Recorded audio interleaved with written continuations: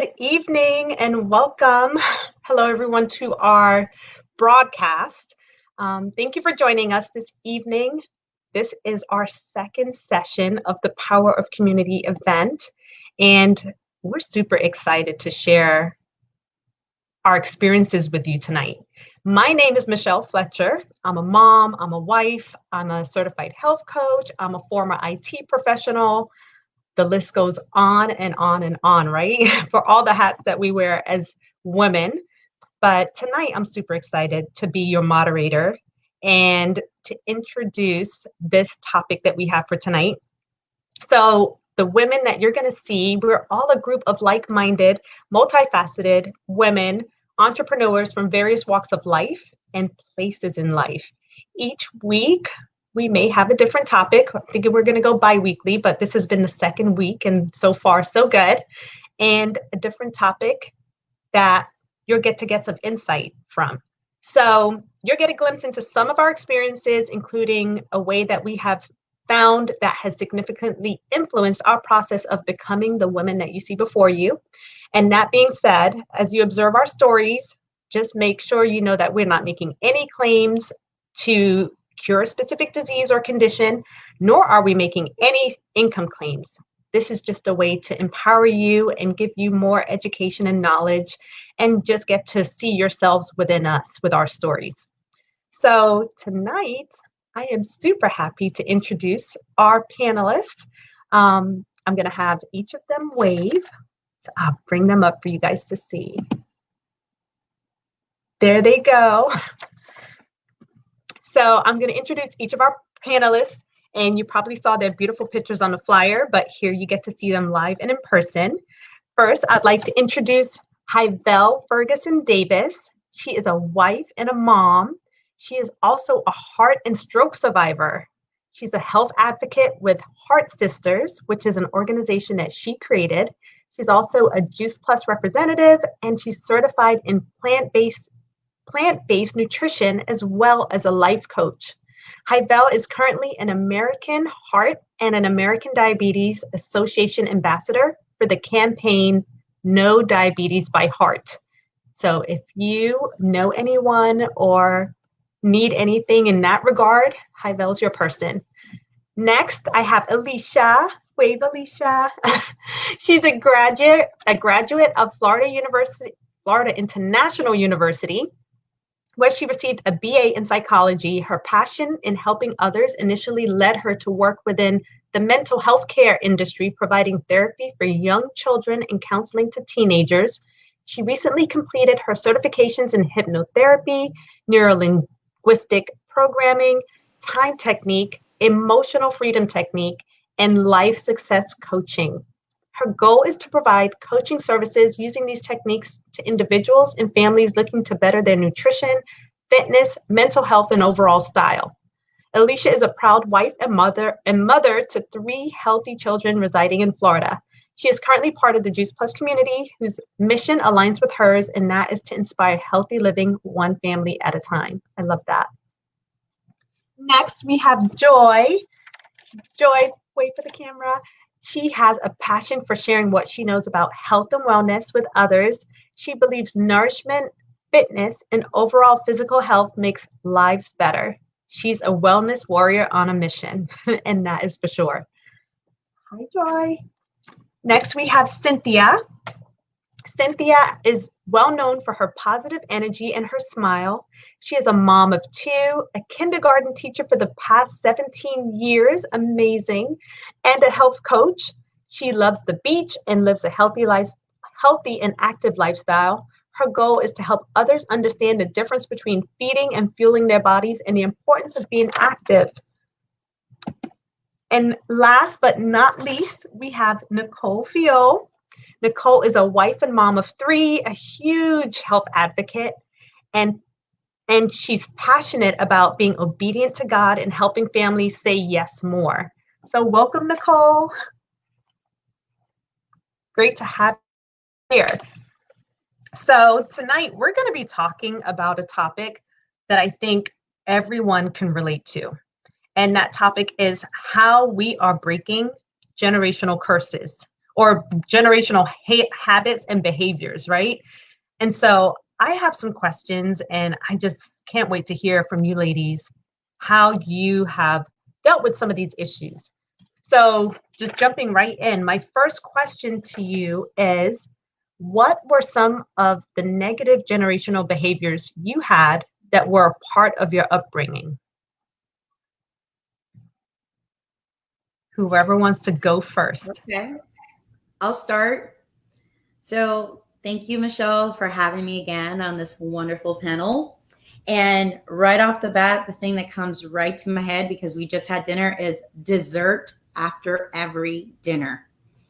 We were taught, or not taught, but just served a nice, healthy serving of ice cream or pie or cookies right after dinner. And so it's something that I carried with me basically all of my adulthood. And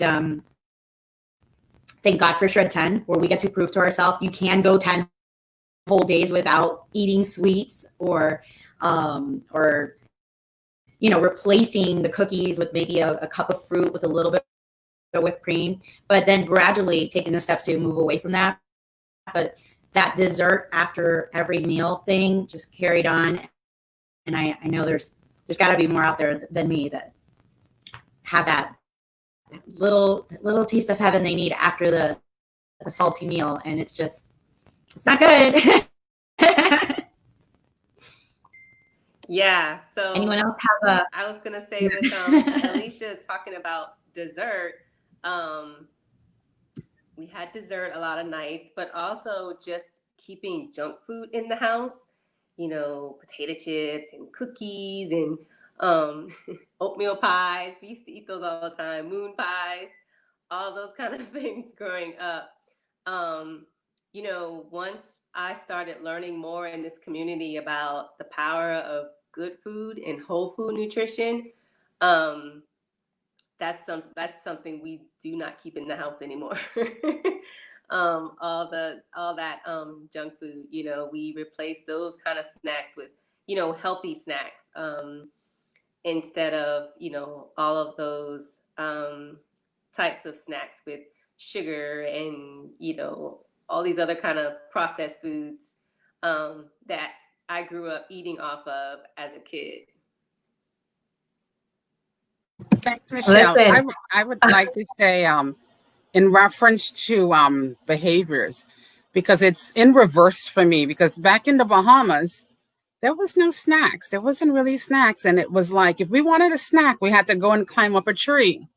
And, we get complacent.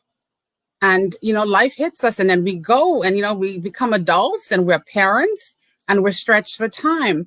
But I would say for me, as far as eating and the healthy habits, it's something I've learned along the way. And I find myself actually going back to the basics. I'm planting, I'm understanding relationship. Although, my parents, I think, did a good job of teaching us somewhat of how to eat natural foods. As we got older, went to college or went to school, we just kind of got complacent. So it was kind of reversed for me. But now I've bridged the connection, and I'm now affirmed to know that, this is what we need to do, is go back to the basics and understand the connection between healthy living foods. Yes, you are so right about that. No, who was that? Oh, Cynthia. Cynthia. Yes, I'll chime in. Like for me, I have a Haitian background. And then with me growing up, it was a lot of the starches, a lot of the meat. And then if we had vegetable, it was very, very little, and they were very overcooked. So that's one generational behavior that I grew up with. And then of course the sugar, and not so much the snacks. But what also killed me was the exercise. Like for me growing up, if you exercise, you were like a tomboy. And I've always liked to exercise. So I was always regarded as a little tomboy because I love to work out. And then the other thing that really struck me is the lack of water. Like they would give me soda. I drink a lot of soda, a lot of juices. Once again, the sugar intake. But now I understand the importance of drinking half of my body weight in ounces, and what a difference. Oh. So Can you guys hear yes. me? Oh, Yes. No, go? go You ahead. wanna I go? was gonna Okay. say something, but no, you share. I want to say that same thing over here, Cynthia. I am Latina from Puerto Rico, which is an island, and yeah, soda everywhere, all over. And the number one thing was we do not trash food. Whatever they serve you, you better eat it, and you do not get up until you finish that plate because we do not trash food. That was a big thing, and still going on in my mom's house. So Huge. I know all of us can relate to this because one, I know I was like forced to finish my plate growing up, especially they're just like, you don't eat enough. Finish your plate. I would sit for hours sometimes trying to finish my plate of food that I didn't really want to finish. I was just okay with what I had. And then I know in high school, my diet was terrible. That's when I actually had the ability to have some change in my pocket and go to the corner store. And I used to buy those little Debbie brownies. That would be what I ate all day at school. Terrible. That along with like a churro at the concession stand. So all these things weren't from my parents' generation. Like I was starting new generational bad behaviors, but I feel you ladies on all of that. I feel you. So I'm going to go to the Wh- next question really quick. I And have one Natalie, more thing to add, Michelle. Oops. oh, go Can ahead. I add one more thing? And the Yeah. other thing is growing up, if you are plumpy and heavy, that's what they considered healthy.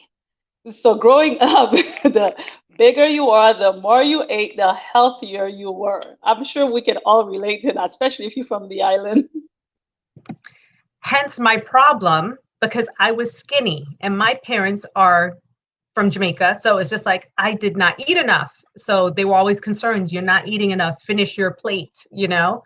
But oh my goodness, it's crazy. But now Also, we can look back and laugh, kind of like, and we see also, the issue with that. okay, Sorry, Bella. I wanted to add that there is an emotional attachment also. The Mm. fact of, health was never talked of in our homes, or, eat your vegetables and the importance of eating your vegetables. I know the parents prepared a plate for us, but there was no education, and you learn the systemic issues.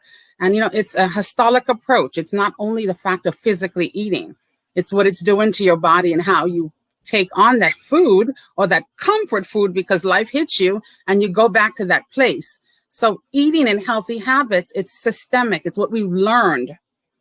And the way we broke it is we start to learn and, address the histolic approach, inner and outer appearance. And Bella, you just struck another chord. I mean, what don't we use food to celebrate everything?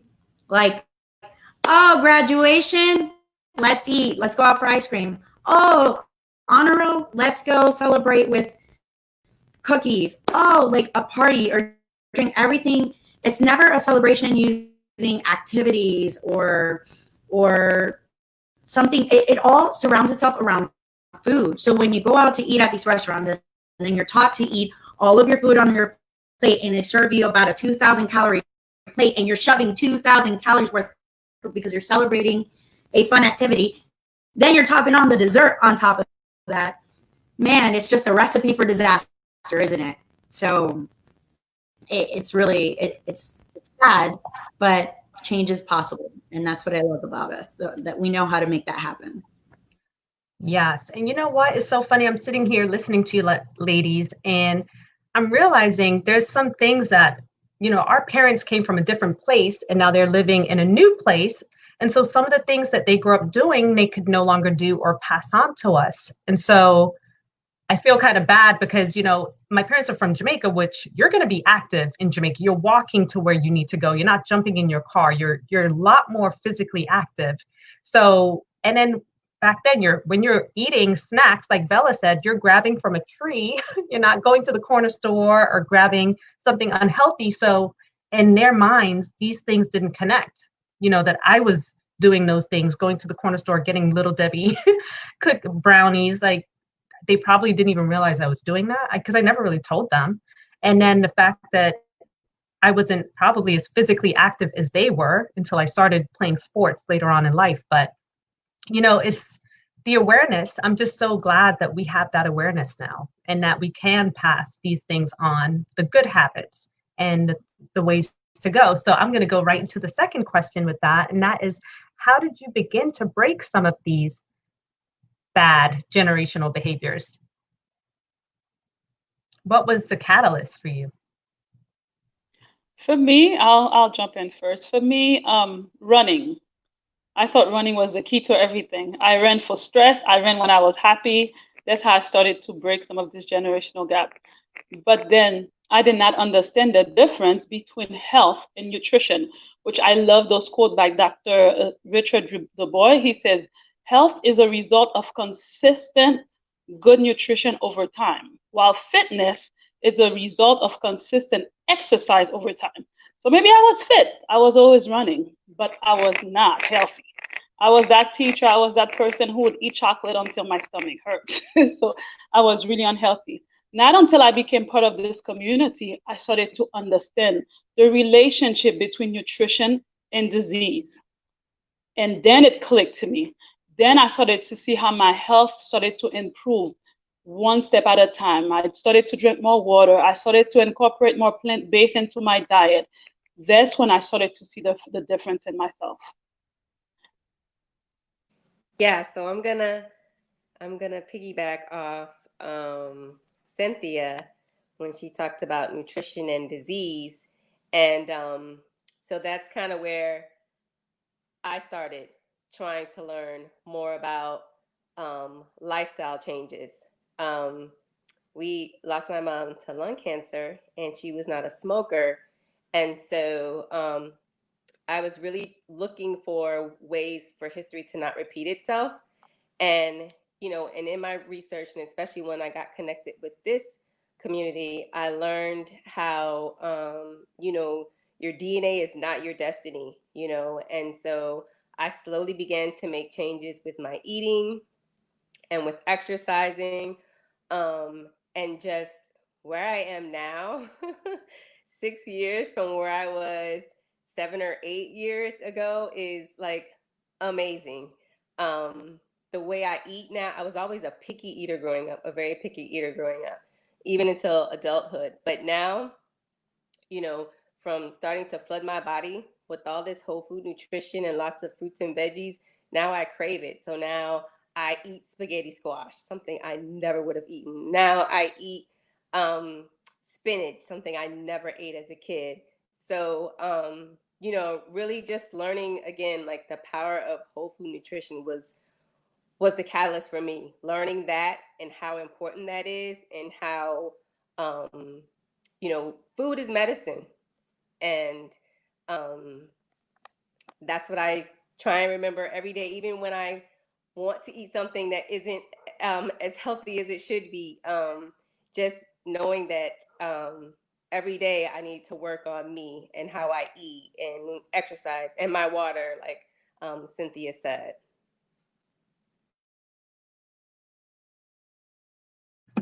I love that, Joy. I don't know who else wants to jump in. Oh, I see Alicia's ready. So I unfortunately had a very scary wake-up call that caused me to change my path of nutrition. At a very young age of 21, I was diagnosed with non-Hodgkin's lymphoma, which is an aggressive form of cancer. And when I look back in life and I looked at how I ate during my pregnancy, and I was in my senior year of getting my bachelor's degree, and I was working 2 jobs, I recall getting from the vending machine a Snickers bar, a Coca-Cola, and running from class to class, stopping at the Burger Kings, McDonald's, anywhere that I can grab something quickly. And what's shocking is that I was the first person in my family to be diagnosed with cancer. So it's not like we had a known history of cancer in the family. So the environment and the nutrition, the poor nutrition, that combination really gave me that shocking wake-up call that I needed to do something. If I was going to, if and then when I beat it, I realized that I had to make major changes to ensure I never went back there. And it kind of then plays into the day I met Michelle at an Earth Day event, where she was sharing a health statistic that 1 in 3 women, or 1 in 3 people, not women, but just individuals, will be diagnosed with cancer. And she was standing with a friend of mine, and it was her. And I was like, oh, I'm number 3. That's me. And I knew I had to do something. And it's been just amazing, all the different things I've learned through this community, and just consuming my capsules and just boosting my immune system and doing everything necessary to keep my health strong, to keep my family's health strong, to educate my children, like, hey, let's change this. The DNA links that I have, I actually was tested to see if I was a high risk person for cancer, and I'm actually very low risk. So that's more than enough evidence to show that the environment and poor nutrition was not conducive to preventing such a tragic thing to happen in my life. And so that was my turning point. And I'm so happy I'm surrounded by such a strong group of people who just teach us all the tricks and the simple changes you can make to live a healthier lifestyle. So now 16 years cancer free. But yep, that was to answer your question, that was my turning point. Thank you. Wow. I mean, and sometimes it's scary that it takes something not drastic to really open your eyes. And so I'm just happy that you're on this journey and you're way more educated and mindful of so many things. And now that you're going to try and break this generational behavior, right? So that your kids can just live totally differently. So sorry, Bella. No, I just wanted to piggyback on Alicia's story. And, we find ourselves in situations, and, we're all not immune to certain stuff, illnesses, catastrophic things, when it's a stat, or we come from a place when we're alerted. And, when I speak to people, I want it to be a wake-up call that today can be that day that you make that step. And, in the community, we talk about one simple change. It's not climbing that mountain. It's not running that 5K or that marathon. It's taking that step. I came from a place of desperation. I was actually told that the doctors did all they could do for me and go home and take my medication. And I was preparing to die. But I knew that I needed to do something. So I started building up the arsenal. And I talk about how I fight this smart fight. And it's not only the physical. It encompasses everything. But I've learned a relationship with food, just taking that one step. And the community, like I said, have motivated me to learn even more. I mean, in the stats, the studies, the new technology, the information is available. So we can't say we don't know it. For me, that heart attack, that stroke was a wake-up call. But sometimes people don't even get a wake-up call. So my catalyst was life, living moment by moment, because my situation, like I said, was desperate. Therefore, I'm just going to live. And I pray that you guys just listen to the words and, make it be your catalyst before something happens, that blood pressure, that diabetes, that inflammation. Go to your doctor. But moreover, look at food in a different angle and build a relationship, because when I eat, it's feeding my body, it's fueling my body. And I look at my children and I'm like, no, my history, my past does not have to be their future. That's what I draw. That's my catalyst every day. Girl, you said a word tonight. Yes, that is the truth. I see Nicole reaching the unmute. Did you want to share something, Nicole? Okay. Yes, totally. Because in my family, many disease runs in our genetics, and to me that was like, oh well, my dad has it, all of my grandparents had diabetes. I had gestational diabetes with my second pregnancy, so I was like, if I'll slow down on the sugars, but in my mind I was gonna have diabetes. And it was not until I say yes to the education. To me, that was my turning point. Thanks to this community, yes, they make everything very simple, and we receive you how you are.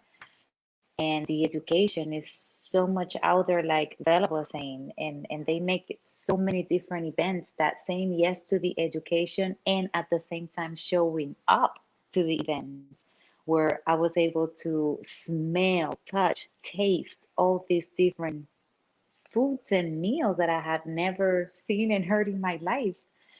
Was like a wake up call, like, oh, I can do that. Oh, I like that. Then I might be able to buy it because now I know how it tastes. Like kiwi. I've never had kiwi. I was like, oh, those have hair. Like, oh. But then I tried it. I was like, oh, it's not so bad. I can buy it. So definitely showing up and saying yes to the education was my turning point. And I have, And oh, being I'm myself sorry. stronger so I could have the conversation at home. I'm done. I'm complete. No, I didn't want to cut you off, but I totally agree with you when you mentioned some of the events that we've been a part of, and we've gotten to try so many different things. And I must admit, I'm like Joy. I think I'm still a picky eater, but I have widened my palate a lot more because I've tried different things and learned that there's a lot of ways to prepare meals that taste better. I mean, Brussels sprouts were like, oh my gosh. And now I love Brussels sprouts because I don't boil them like my parents did, but I roast them and they taste amazing. And then none of you ladies mentioned, but all of you on here are gardeners. And well, Joy's our newest gardener, Farmer Joy, but isn't that amazing? I think Bella might be the most experienced gardener we have, but I've never gardened prior to owning a system that helps me to grow my own produce. And it has been phenomenal to do this. And it's funny because my parents come from like a generation where they always had like all kinds of produce in our backyard they were growing, but I didn't know how to do that. They kind of left me to myself to do whatever. But now I'm growing produce and my kids get to see that. And we're all here breaking that generational curse or behavior. I keep saying curse. I don't want to call it a curse, but a behavior that I feel that we can pass on to our children because they will get have my towers when I'm no longer around. They will last that long, but that's incredible. So ladies, you tell me what keeps you guys motivated because, okay, we've made some changes. We've learned a lot of information, but it's easy to go back. I know I can be at a birthday party and be like, oh, I love cake. And I do love the cake. And I don't restrict that, but I know it's not an everyday thing. So what keeps you motivated to just stay on task most of the time? You brought up that tower. My body keeps me motivated. My body keeps me motivated because ever since I started flooding my body with all these healthier options, it's been like, now I know what it feels to feel fabulous and good and lean and light. So when I do have those days that I love, do you love cakes? I love chips. When I have those chips that they're not so healthy, my body is automatically telling me after a few, like, oh, you don't want any more. And so because I'm listening to my body now more, or I should say I'm listening, I wasn't before. Definitely, this is what keeps me motivated. My body is constantly telling me, and I have opened that awareness thanks to everything that we have been talking about. So my body.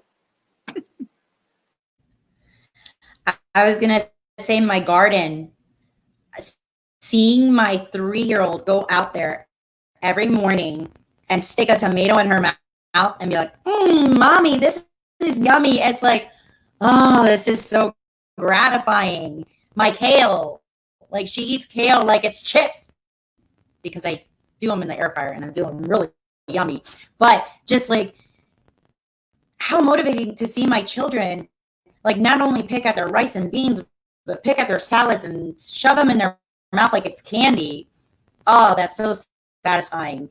And then it's like my taste buds have really improved since taking my capsules daily. I crave fruit. Like my mouth is salivating right now just thinking about like just having a cup of fruit after we get off this call. So there's so many avenues in which we're motivated, but for me, number one is definitely that garden. Just seeing my little girl just eating like a rabbit. It's like, wow, yes. And she's so adorable. And I've been there, Alicia, because when I first got my garden, my kids were 1 year old and 3 years old, and they were just like all around the tower, and they thought it was the coolest thing. And my 1 year old at the time was not a huge vegetable eater, but watching it grow, he would pick and put things in his mouth. So it's just amazing to see what happens when they're watching it grow. They're more in line to try it and eat it, and it's fun to them. So I love that. I love that. If I can add to that also with my gardening, I came from a place of desperation. Once I started finding out the information as far as, what Juice Plus does and what they, as far as how they manufacture their foods, and you look at foods in the market and then, it's different. So therefore, you buy a kale or lettuce and it may have pesticides, herbicides. And that's why I fell in love with gardening. And, that when I got my tower, it was a pretty expensive purchase, but it was worth it. For me, eating my vegetables and knowing that there's no herbicides, pesticides on this, that's life-changing. And that's why I go so hard. My why? I want to live. I want to see my children thrive. That's my why. I was going to, I think mine is sort of in line with Nicole, and it's my body. I'm now in my mid to late 40s, and I didn't start this health, not fitness, but this health journey until I was probably in my late 30s, closer to 40. And I am in better shape now than I was in my 20s. I wasn't active. I was not eating the way I should eat. And so I don't want to go back to feeling that way, And so how I feel now is how I want to feel when I'm 70, how I want to feel when I'm 80, if I'm blessed to live that long, because I feel vibrant, I feel energetic, I feel free, I feel light. And so that makes me get up and exercise a couple times each week. It makes me make sure I'm drinking the water that I need to drink every day. That keeps me eating healthy, more healthier than not every day. I do not eat perfect, but feeling the way I feel today, that's how I want to feel forever. So I'm just laughing here because Joy said a couple of times a week she works out. No, Joy is beast mode, guys. She's out there like 6 days a week. I don't know. She might do 7. I'm not sure, but she's a beast. And I love it, though. She's just so inspiring.